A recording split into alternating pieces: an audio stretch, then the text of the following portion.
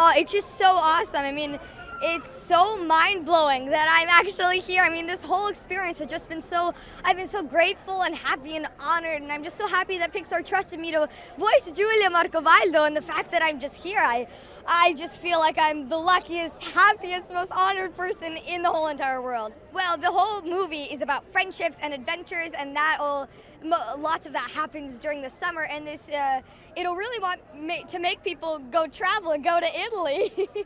The Porto Rosso, which is where it's based, it's so vibrant, and you totally get the vibes and what it feels like to be in Italy, to live in Italy, and I hope that inspires people to go travel and have summer adventures.